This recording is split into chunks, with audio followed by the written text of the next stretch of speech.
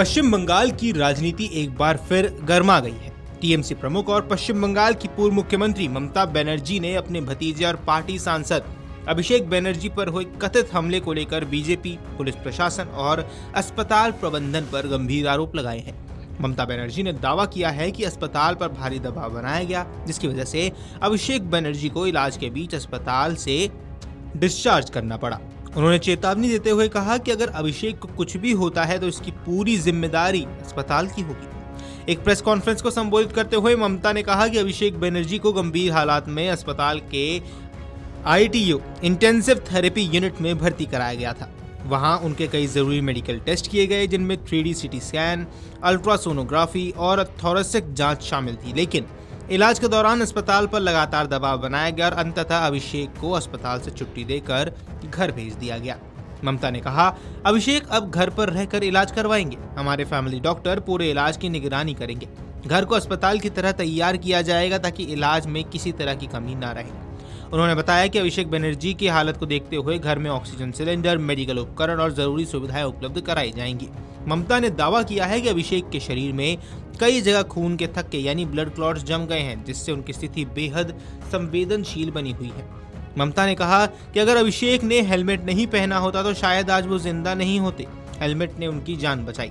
उनके शरीर में खून के थक्के हैं और उन्हें लगातार निगरानी की जरूरत है, लेकिन अस्पताल को धमकाकर उन्हें घर भेजने पर मजबूर किया गया।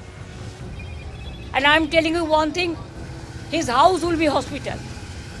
There our family physician will start saline oxygen from today itself, and then other parts of the advice of doctors, and also they will take care. And he is having, the problem, acute problems, 8 times operated. They went to spoil his eyes also. So, if there is any medical problem, this nursing home authority will be responsible and the doctors who are taking care. And Apollo also, these two, Apollo and Bellevue. And I request all the people, don't come to these hospitals who are inhuman. उन्होंने अस्पताल प्रशासन पर सीधा निशाना साधते हुए कहा कि अगर इलाज में किसी तरह की लापरवाही हुई या अभिषेक की तबीयत बिगड़ी तो इसके लिए अस्पताल जिम्मेदार रहने वाला है। ममता बनर्जी ने इस पूरे घटनाक्रम को लोकतंत्र पर हमला करार दिया है। उन्होंने आरोप लगाया कि पश्चिम बंगाल में डर और दबाव की राजनीति की जा रही है। उन्होंने कहा कि राज्य में जो हालात बने हुए हैं वो सामान्य लोकतांत्रिक व्यवस्था के अनुरूप नहीं है। बीजेपी पर हमला बोलते हुए ममता ने कहा, आज बीजेपी डॉक्टरों, अस्पतालों, प्रशासन और अलग अलग समुदायों को डरा रही है। ये सिर्फ राजनीतिक विरोध नहीं बल्कि लोकतांत्रिक संस्थाओं को कमजोर करने की कोशिश है।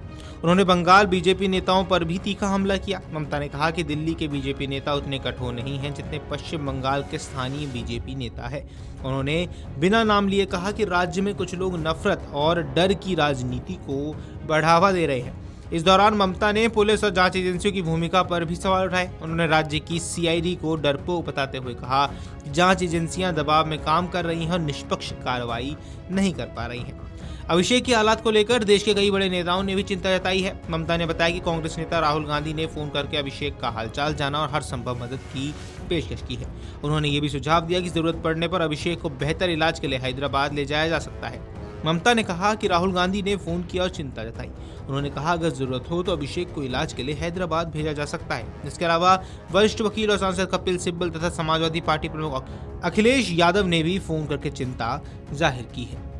आपको बता दें, अभिषेक बनर्जी पर हुए कथित हमले के बाद टीएमसी ने राजनीतिक मोर्चा खोल दिया है। पार्टी ने राज्यव्यापी आंदोलन का ऐलान किया है। रविवार से ही टीएमसी कार्यकर्ता पूरे पश्चिम बंगाल में विरोध प्रदर्शन शुरू करेंगे। पार्टी की माने तो ये आंदोलन सिर्फ अभिषेक पर हुए हमले के खिलाफ नहीं बल्कि कथित सुरक्षा चूक, राजनीतिक हिंसा और लोकतांत्रिक संस्थाओं पर दबाव के खिलाफ भी है। वीडियो डेस्क अमरउजाला.com। अगर आप ये वीडियो YouTube पर देख रहे हैं तो हमारे चैनल को सब्सक्राइब कर बेल आइकन दबाएं और Facebook पर देख रहे हैं तो हमारे पेज को लाइक करें।